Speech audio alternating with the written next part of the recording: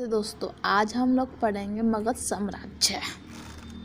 ज्ञान प्राप्त मत यानी इंद्रिय जनित ज्ञान, श्रुति यानी श्रवण ज्ञान, दिव्य ज्ञान यानी अवधि मन पर रह दूसरे के मन को पढ़ने वाला। प्रथम जैन संगति 322 BC में हुई थी पाटलिपुत्र में, जो वर्तमान में बिहार में। इसके अध्यक्ष स्थूलभद्र थे। इसका रिजल्ट था कि इसमें 12 अंग थे यानी कि जैन ग्रंथ। जैन संप्रदाय 2 भागों में विभाजित था, एक श्वेतांबर, दूसरा दिगंबर था। श्वेतांबर सफ़ेद वस्त्र पहनते थे और दिगंबर जो नग्न रहते थे। सेकंड जैन संगति 513 BC में हुई थी वल्लभी में, जो गुजरात में। इसके अध्यक्ष देवर्धि थे, देवर्धि शर्मा श्रवण। इसका रिजल्ट था कि इसमें 11 अंगों को लिखा गया था। महाजनपद की जानकारी हमें अंगुत्तर निकाय से मिलती है, जो बौद्ध ग्रंथ है।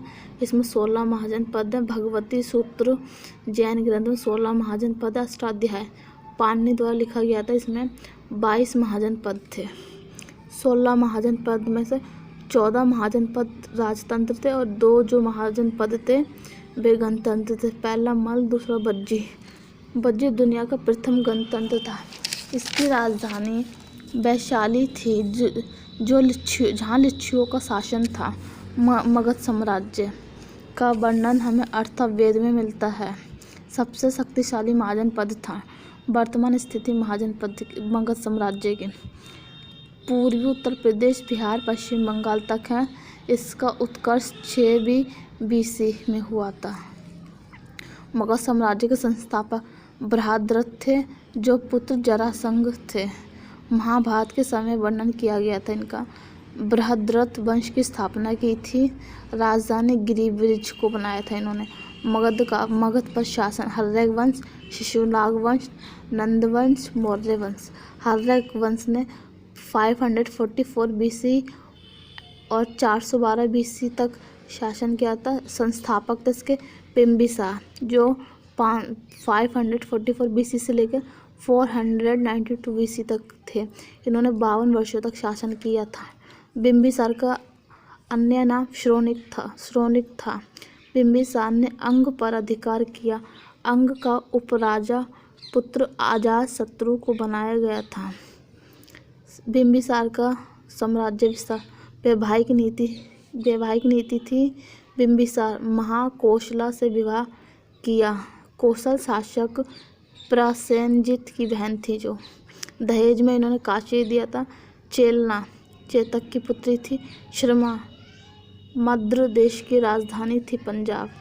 मद्र देश जो वर्तमान पंजाब में जाना जाता है। बिम्बिसार पहले बौद्ध धर्म का अनुयायी था। पत्नी चेलना के कहने पर उन्होंने जैन धर्म को अपनाया था। बिम्बिसार ने राजधानी राजगृह को बनाया था। बिम्बिसार ने बड़े पुत्र दर्शक को अपना उत्तराधिकारी घोषित किया था। अजातशत्रु ने अपने पिता बिम्बिसार की हत्या कर दी थी। अजातशत्रु को पितृहंता शासक कहते हैं। हर्यक वंश पितृहंता वंश कहते हैं हर्यक वंश को। अजातशत्रु का शासन 492 BC से लेकर 460 BC तक रहा है। इसका अन्य नाम कुणिक या फिर पितृहंता भी कहते हैं। माता महाकोशला थी। काशी के लिए प्रसेनजित युद्ध किया था। प्रसेनजित से युद्ध किया था। प्रसेनजित इसमें हार गए थे। पुत्री बजीरा से अजातशत्रु की शादी करा दी थी। जैन धर्म का अनुयायी हत्या पुत्र उदयन ने की थी। जैन धर्म के जो अनुयायी थे उनकी हत्या पुत्र उदयन ने की थी। उदयन 460 BC से लेकर 444 BC तक है। इसे द्वितीय पितृहंता कहते हैं। नगर कुसुमपुर है। पाटलिपुत्र को राजधानी बनाया था इन्होंने। हर्यक वंश का अंतिम शासक था नागदशक की हत्या मंत्री शिशुनाग ने की थी। धन्यवाद दोस्तों।